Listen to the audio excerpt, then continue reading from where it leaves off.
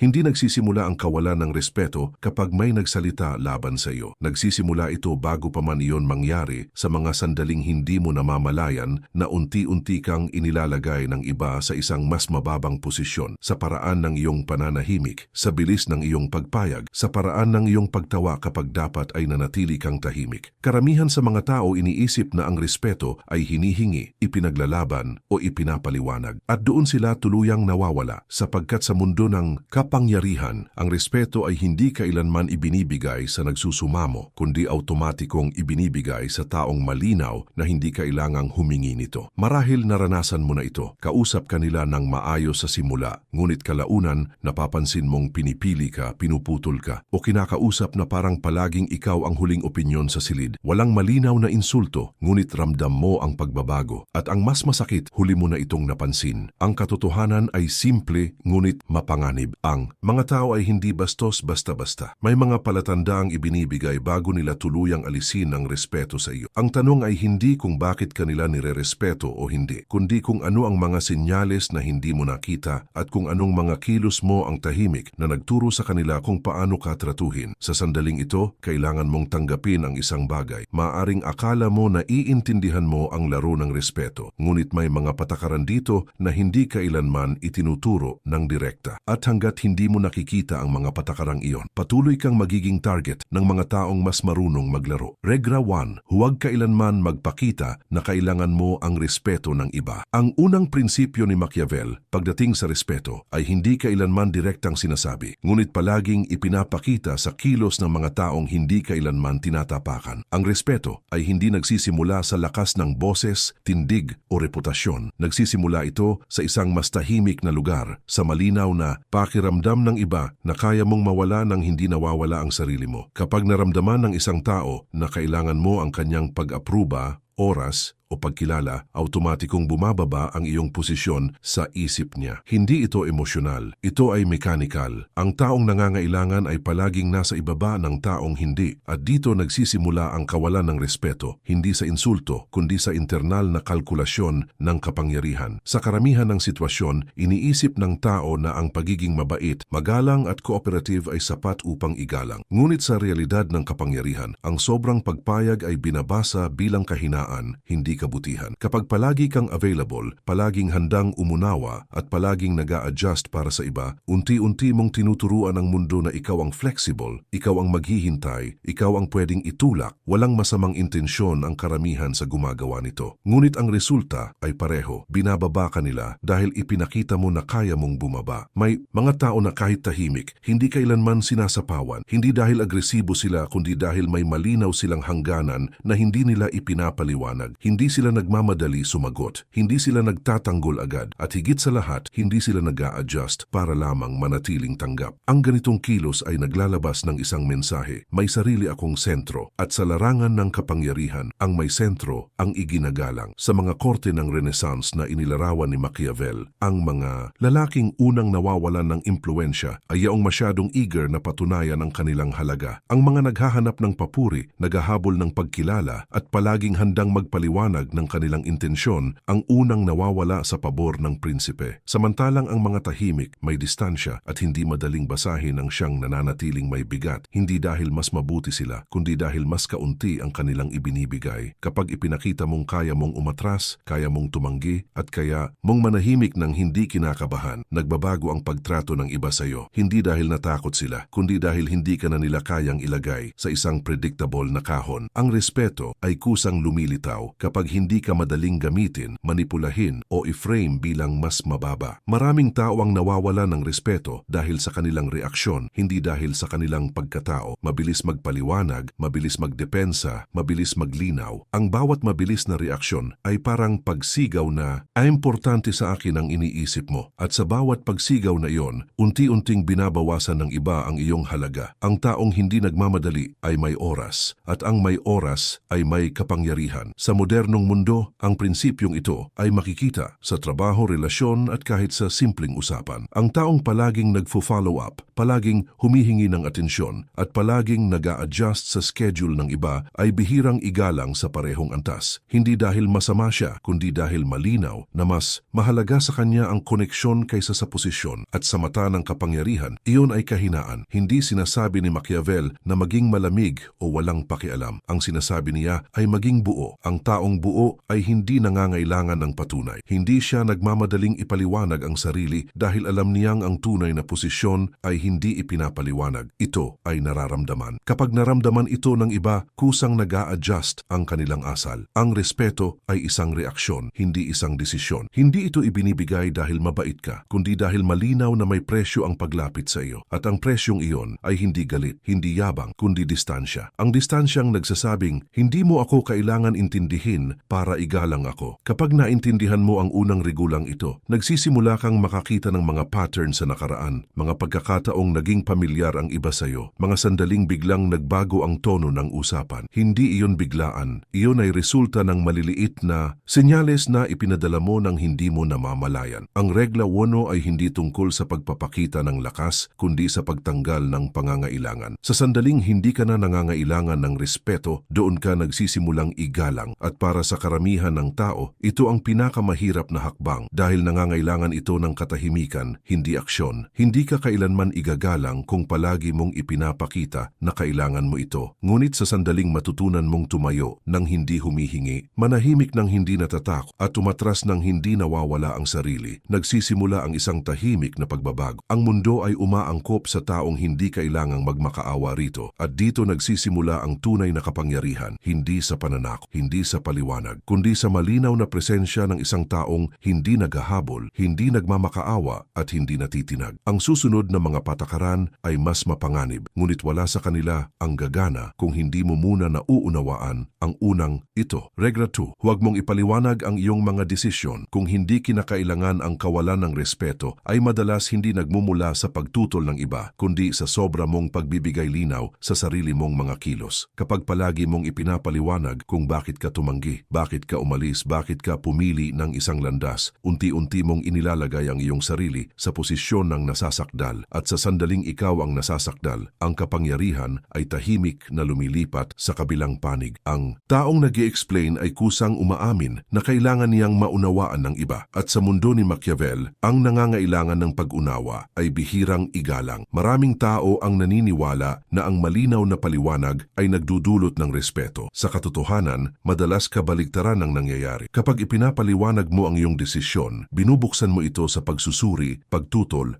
at negosasyon. Ang isang simpleng, ito ang pinili ko, ay nagiging baka pwede pang baguhin. Ang autoridad ay hindi nagmumula sa dami ng dahilan, kundi sa katatagan ng pasya. Ang taong may kapangyarihan ay hindi humihingi ng pahintulot para magdesisyon at lalong hindi niya nararamdaman ang pangangailangang ipagtanggol ang kanyang pinili. Sa mga korte na pinagmasdan ni Machiavel, ang mga taong nawawala ng impluensya ay yaong palaging nagpapaliwanag ng kanilang intensyon. Kapag masyado mong nililinaw ang iyong motibo, nagiging transparent ka, hindi sa tamang paraan, kundi sa mapanganib na paraan. Ang transparency na walang autoridad ay nagiging kahinaan. Ang mga prinsipe at mga strategist na nananatiling iginagalang ay yaong may kakayahang manahimik pagkatapos magdesisyon. Ang katahimikan na iyon ay hindi kawalan ng lohika, kundi senyales ng kontrol. Ang pag-e-explain ay madalas nagmumula sa takot. Takot na hindi maintindihan, takot na husgahan, takot na mawala ang koneksyon. Ngunit sa bawat paliwanag, may kapalit. Ipinapakita mo na mahalaga sa iyo ang opinyon ng kausap kaysa sa bigat ng sarili mong desisyon. At kapag naramdaman ito ng iba, unti-unti nilang sinusubok ang hangganan. Magsisimula sila sa tanong, susunod ang mungkahi at kalaunan ay ang pagdikta. Hindi dahil masama sila, kundi dahil binigyan mo sila ng puwang. Ang taong hindi nagpapaliwanag ay hindi bastos. Siya ay malinaw. Kapag sinabi niyang hindi, iyon ay hindi simula ng debate. Kapag pumili siya ng landas, hindi iyon paanyaya pagpapalaya sa opinyon. Ang ganitong asal ay naglalabas ng mensahe na ang desisyon ay tapos na at ang tanging pagpipilian ng kausap ay kung paano siya aangkop. At sa larangan ng kapangyarihan, ang taong pinag-aangkopan ang siyang may mas mataas na posisyon. Sa modernong buhay, makikita ito sa trabaho, relasyon at social dynamics. Ang empleyadong palaging nagpapaliwanag kung bakit hindi siya available ay unti-unting nawawalan ng awtoridad sa oras niya. Ang taong palaging nagpapaliwanag ng emosyon ay nagiging predictable at ang predictable ay madaling manipulahin. Ang hindi nagpapaliwanag ay nagiging mahirap basahin at ang mahirap basahin ay kusang iginagalang. Hindi sinasabi ni Machiavel na maging misteryoso para lang magmukhang malakas. Ang sinasabi niya ay bawasan ang pagbibigay ng access sa iyong internal na proseso. Ang desisyon ay produkto ng iyong pag-iisip. Kapag ibinunyag mo ang buong proseso, ibinibigay mo rin ang susi kung paano ka impluwensyahan sa susunod. Ang taong marunong magtago ng dahilan ay nananatiling isang hakbang sa unahan. Maraming pagkawala ng respeto ang nagsisimula sa isang simpleng paliwanag na hindi naman hiningi. Isang mahabang mensahe para ipaliwanag ang isang hindi. Isang detalyadong dahilan kung bakit ka umalis. Isang depensa sa isang akusasyon na hindi pa naman napatunayan. Sa bawat pagkakataon, iniisip mong inaayos mo ang sitwasyon, ngunit sa ilalim nito, binababa mo ang iyong posisyon. Ang katahimikan sana ang mas malakas na sagot. Ang kapangyarihan ay hindi kailanman nagsusumigaw ng luhika. Ito ay nagpapakita ng direksyon. Ang taong may direksyon ay hindi kailangang ipaliwanag ang bawat hakbang. Kapag ginawa niya iyon, ang iba ay kusang sumusunod, hindi dahil naiintindihan nila ang lahat, kundi dahil malinaw kung sino ang may kontrol sa galaw. Sa relasyon ng tao, ang sobrang paliwanag ay nagiging paanyaya sa pagdududa. Kapag ipinaliwanag mo ng sobra ang iyong intensyon, binibigyan mo ng espasyo ang iba na questionin ito. Ngunit kapag malinaw ang iyong kilos at tahimik ang iyong dahilan, ang iba ay napipilitang tanggapin ang realidad sa halip na baguhin ito. At sa puntong iyon, ang respeto ay natural na sumusunod. Ang regra 2 ay hindi tungkol sa pagmamalaki o pagiging sarado. Ito ay tungkol sa pagprotekta sa bigat ng iyong mga desisyon. Ang desisyon na walang paliwanag ay mas mabigat kaysa sa desisyong puno ng dahilan. Dahil ang una ay nagmumula sa sentro at ang ikalawa ay nagmumula sa pangangailangan. Kapag sinimulan mong bawasan ang pagpapaliwanag, mapapansin mo ang pagbabago. Mas kaunti ang nagtatanong, mas kaunti ang sumusubok magbago ng isip mo. Mas maaga nilang tinatanggap ang iyong posisyon, hindi dahil naging mas mabait sila, kundi dahil nagbago ang signal na ipinapadala mo. Ang signal na nagsasabing hindi ito usapin ng opinyon. Ang taong patuloy na nagpapaliwanag ay parang patuloy na humihingi ng pahintulot na maging kung sino siya. Ang taong hindi nagpapaliwanag ay kusang tinatanggap bilang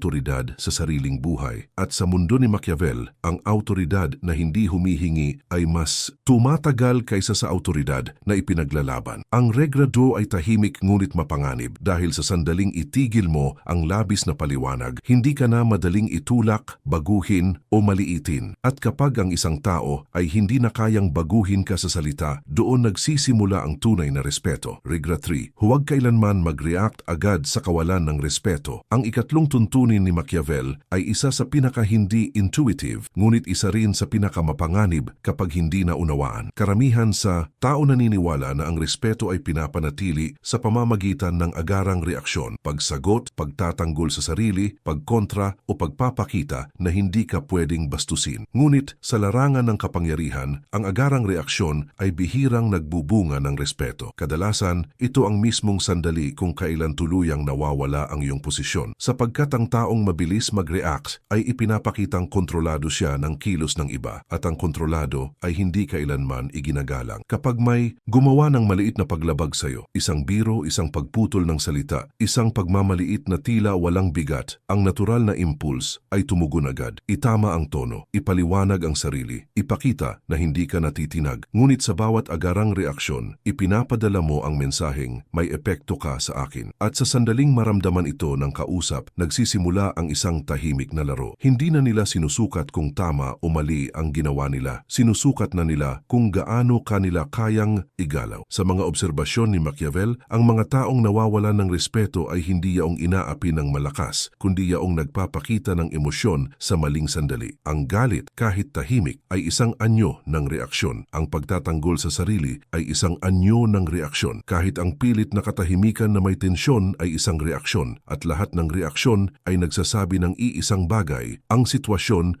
ay nasa labas ng iyong kontrol. Ang tunay na kapangyarihan ay makikita sa kakayahang mag-antala. Hindi tumugon agad, hindi magbigay ng emosyon, hindi magpakita ng urgency. Ang taong kayang i-delay ang reaksyon ay automatikong naglalagay ng sarili sa mas mataas na posisyon sapagkat sa sandaling iyon, ang kausap ay napipilitang maghintay at kung sino ang naghihintay, siya ang nasa ibaba. Sa korte ng kapangyarihan, ang kawalan ng respeto ay kadalasang sinusubok muna sa maliit. Isang salita, isang kilos, isang tingin, hindi ito random, ito ay pagsubok. At ang reaksyon mo ang sagot. Kapag agad kang nag-react, sinasabi mong handa kang pumasok sa laro sa terms nila. Kapag hindi ka nag-react, binabago mo ang larangan. Ang kawalan ng reaksyon ay hindi pagtanggap. Ito ay suspension at ang suspension ay nagdudulot ng discomfort sa kabilang panig. Maraming tao ang natatakot sa hindi pag-react dahil iniisip nilang ito ay tanda ng kahinaan. Ngunit sa realidad, ang katahimikan sa tamang sandali ay nagpapalabas ng isang mas malakas na signal kaysa sa kahit anong sagot. Ang signal na nagsasabing, hindi ito sapat para galawin ako. At sa sandaling yon, ang kausap ay nagsisimulang magduda, hindi sa iyo, kundi sa sarili nila. Sa modernong konteksto, makikita ito sa mga meeting, relasyon at social environments. Ang taong agad nagtatanggol sa sarili kapag may biro ay nagiging target ng mas maraming biro. Ang taong agad nagagalit kapag sinapawan ay mas madalas sapawan. Hindi dahil mahina siya, kundi dahil malinaw kung aling mga pindutan ang gumagana. Ang taong hindi agad nag-react ay nagiging mahirap basahin. At ang mahirap basahin ay bihirang bastusin ng paulit-ulit. Hindi sinasabi ng Regra 3 na hayaan ang lahat. Ang sinasabi nito ay piliin ang sandali ng aksyon. Ang aksyon na huli ay mas mabigat kaysa sa aksyon na mabilis. Kapag hinayaan mong lumipas ang sandali, ang susunod na kilos mo ay hindi na reaksyon, kundi desisyon. At ang desisyon ay palaging mas iginagalang kaysa sa reaksyon. May mga pagkakataon na ang kawalan ng reaksyon ay mas nagiging malinaw na babala kaysa sa anumang salita. Ang hindi pagtingin pabalik, ang pagpapatuloy ng usapan na parang walang nangyari, ang pagbabago ng dinamika ng hindi ina-announce. Ang mga ito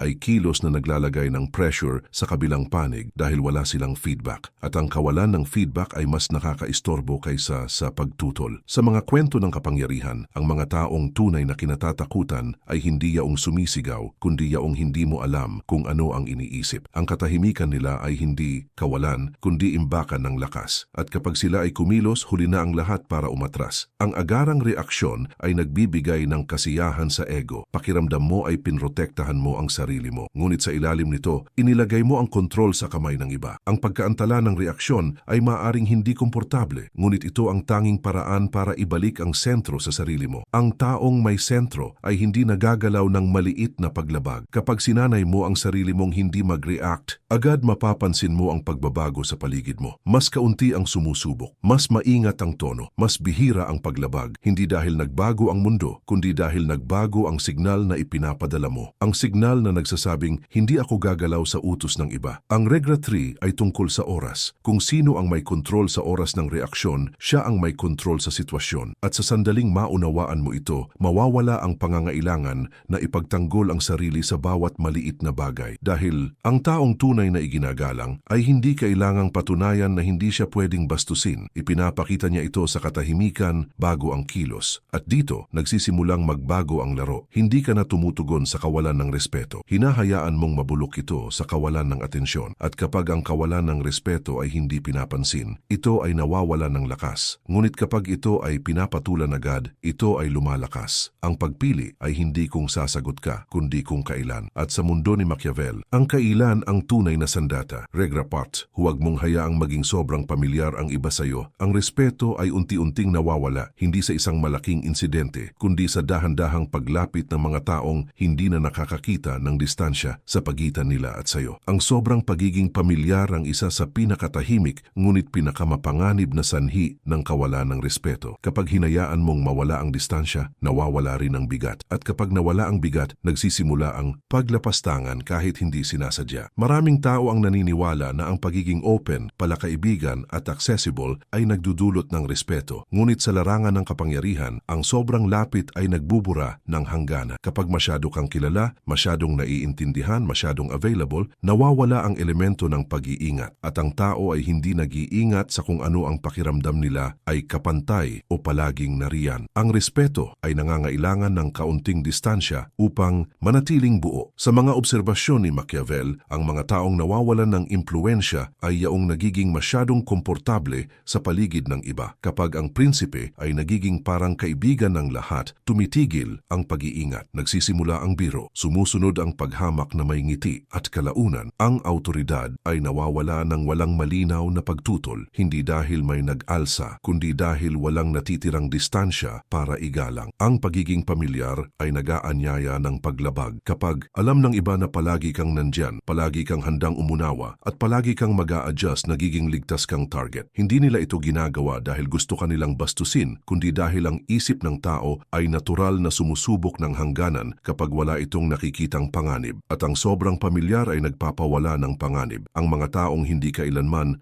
nawawala ng respeto ay yaong marunong magpanatili ng distansya kahit sa gitna ng pagiging magalang. Hindi sila malamig, ngunit hindi rin sila bukas sa lahat. May mga bahagi ng sarili nila na hindi basta-basta ibinibigay. May mga oras na hindi sila available. At may mga aspeto ng buhay nila na hindi nila ginagawang pampublikong kaalaman. Ang kakulangan ng access ay nagbubunga ng pag-iingat. Sa modernong mundo, makikita ito sa trabaho, relasyon at social circles. Ang boss na masyadong kaibigan ay unti-unting hindi na sinusunod. Ang taong masyadong nagbabahagi ng personal na detalye ay nagiging madaling maliitin. Ang palaging biro, palaging bukas, palaging game ay nagiging pamilyar, at ang pamilyar ay bihirang iginagalang. Ang respeto ay hindi nabubuo sa dami ng alam ng iba tungkol sa iyo, kundi sa dami ng hindi nila alam. Hindi sinasabi ng Regra 4 na maging aloof o mayabang. Ang sinasabi nito ay maging selektibo. Ang access ay isang anyo ng kapangyarihan. Kapag lahat ay may access sa iyo, nawawala ang halaga ng presensya mo. Ngunit kapag limitado ang access, ang bawat pakikipag-ugnayan ay nagiging mas mabigat. Ang taong hindi palaging nariyan ay mas pinapansin kapag dumating. Maraming kawalan ng respeto ang nagsisimula sa maliliit na biro na pinayagan. Isang tawag sa iyo nang walang pahintulot. Isang pagputol ng usapan na hindi mo tinigil. Isang personal na tanong na sinagot mo kahit hindi mo kailangang sagutin. Sa bawat pagkakataon iniisip mong maliit lang ito. Ngunit ang mga maliit na bagay na ito ang unti-unting bumubuo ng bagong dinamika kung saan ikaw ay hindi na itinuturing na may hangganan. Ang distansya ay hindi pader. Ito ay espasyo. Espasyong nagsasabing may hangganan ka. At ang hangganan ay automatikong nagbubunga ng respeto. Kapag alam ng iba na may mga bagay na hindi nila pwedeng gawin, sabihin o itanong, nag-iingat sila. At ang pag-iingat ay isang anyo ng respeto. Sa mga kwento ng kapangyarihan, ang mga lider na nananatiling iginagalang ay yaong hindi kailanman naging ganap na pamilya. Kahit mahal sila, may takot pa rin. Kahit sinusundan sila, may distansya pa rin. Hindi ito takot na agresibo, kundi takot na nagmumula sa hindi pagiging ganap na kilala. Ang misteryo ay hindi pandaraya. Ito ay proteksyon. Kapag sinimulan mong bawasan ang sobrang pagbubukas, mapapansin mo ang pagbabago. Mas maingat ang mga salita ng iba, mas malinaw ang hangganan, mas bihira ang paglapastangan, hindi dahil nagbago ang ugali nila, kundi dahil nagbago ang access na ibinigay mo. Ang mundo ay umaangkop sa limitasyong itinatakda mo. Ang Regra 4 ay tungkol sa pagpapanatili ng posisyon. Ang posisyon ay hindi ipinapahayag, ito ay nararamdaman, at ang nararamdamang posisyon ay nagmumula sa distansya. Kapag masyado kang malapit, nawawala ang perspektiba. Kapag may sapat na layo, bumabalik ang bigat. Ang sobrang pamilyar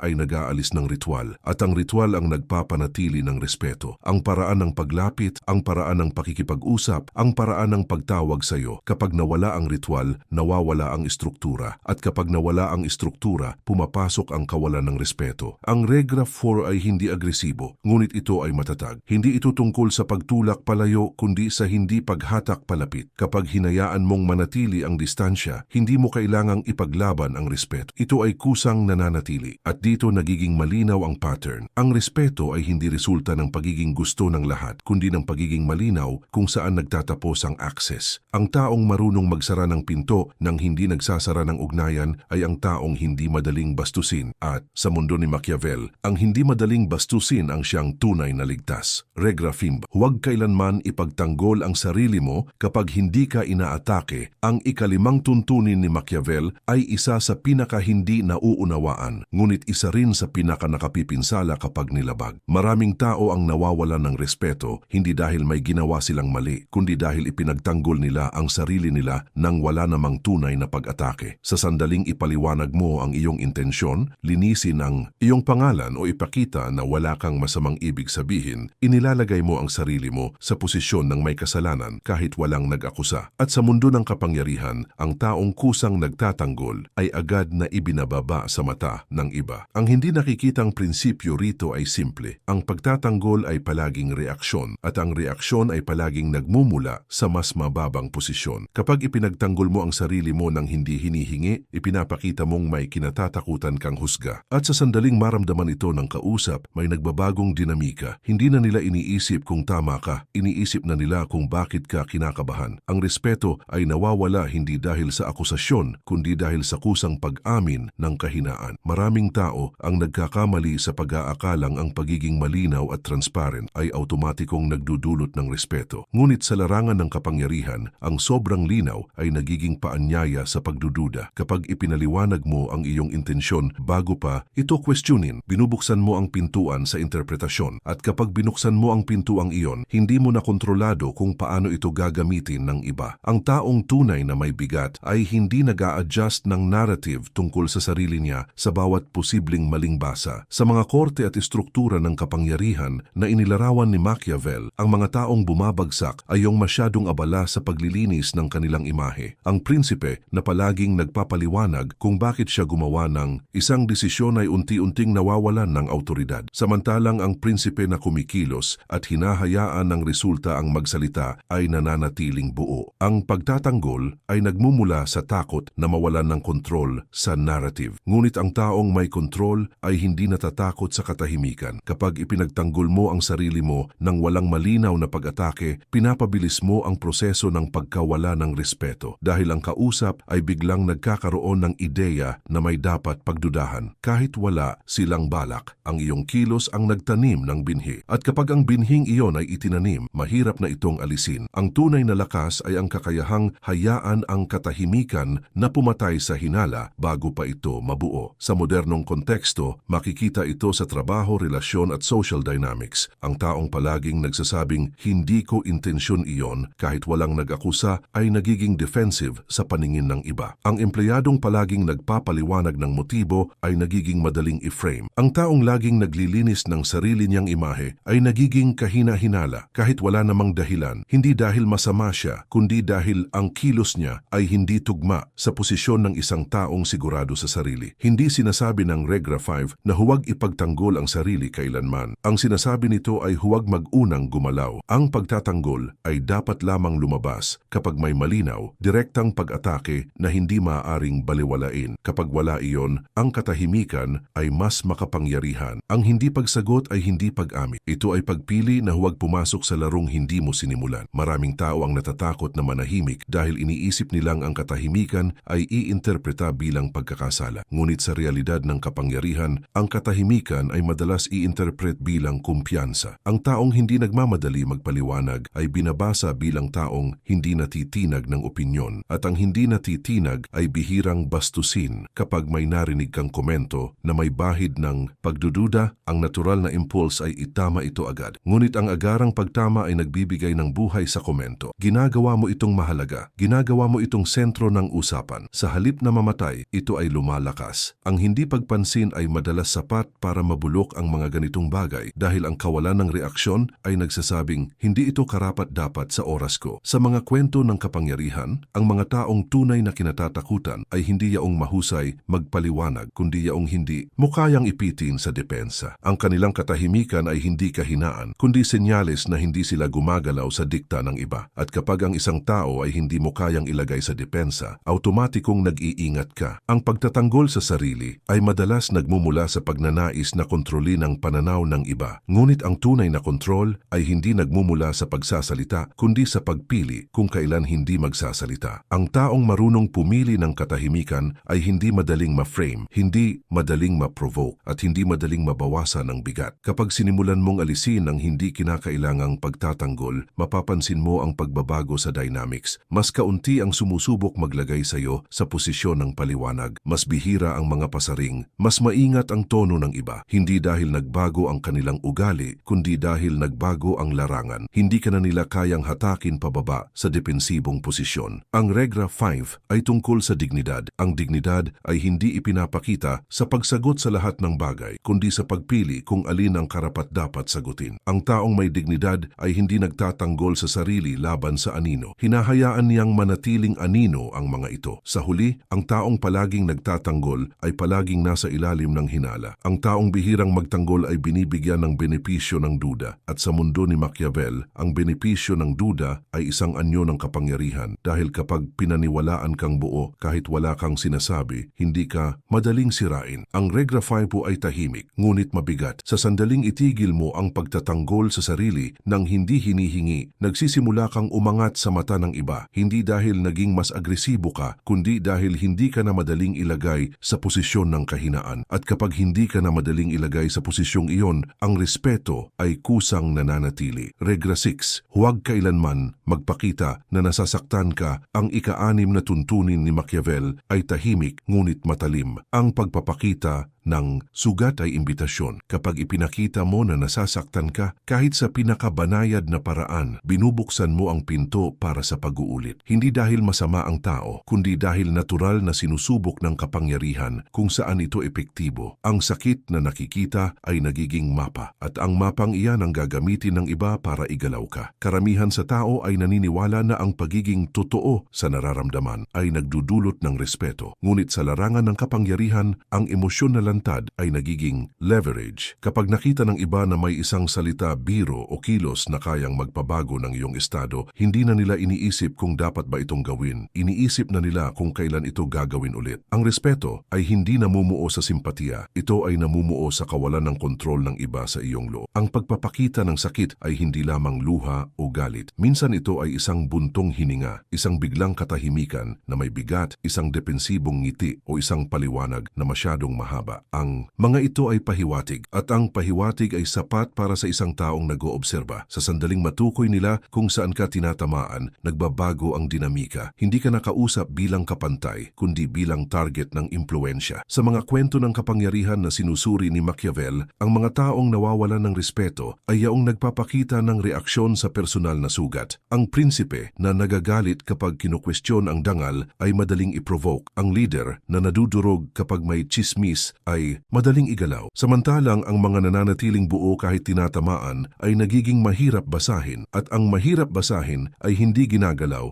ng basta-basta. Hindi sinasabi ng Regra 6 na wala kang mararamdaman. Ang sinasabi nito ay huwag mong ipakita. Ang emosyon ay natural, ngunit ang pagpapakita nito ay desisyon. Kapag pinili mong ipakita ang sakit, pinili mo ring ibigay ang kontrol. Kapag pinili mong panatilihin ito sa loob, ibinabalik mo ang sentro sa sarili mo. Ang sentrong iyon ang pinagmumulan ng respeto. Sa modernong mundo, makikita ito sa relasyon, trabaho at social spaces. Ang taong nagpapakitang nasasaktan sa biro ay nagiging paboritong biruin. Ang taong nagpapakitang naapektuhan ng opinyon ay nagiging madaling manipulahin. Hindi dahil mahina siya, kundi dahil malinaw kung saan dadaan. Ang taong hindi nagpapakita ng tamaan ay nagiging parang pader. Hindi siya masakit salpukin, pero walang saysay subukan. Maraming tao ang nagkakamali sa pag-aakalang ang hindi pagpapakita ng sakit ay panlilinlang. Ngunit sa realidad ng kapangyarihan, ito ay proteksyon. Ang sugat na nakatago ay gumagaling. Ang sugat na ipinapakita ay inuukit. Ang mundo ay hindi obligadong mag-ingat sa iyo dahil nasasaktan ka. Ang mundo ay nag-iingat sa iyo kapag hindi nito alam kung may epekto ba ito. Ang mga tunay na iginagalang ay hindi yaong hindi tinatamaan, kundi yaong hindi mo alam kung tinatamaan. Ang kawalan ng signal ang naglalagay ng pagdududa sa kabilang panig. Kapag hindi nila alam kung may epekto sila, nawawala ang insentibo. At kapag nawawala ang insentibo, tumitigil ang panghihimasok. Sa mga interaksyon ng kapangyarihan, ang pagpapakita ng sakit ay nagiging pahintulot. Pahintulot na ulitin, pahintulot na lumalim, pahintulot na itulak pa. Ang hindi pagpapakita ay pagtanggi sa pahintulot. Hindi mo sinasabing masakit kaya walang laro, walang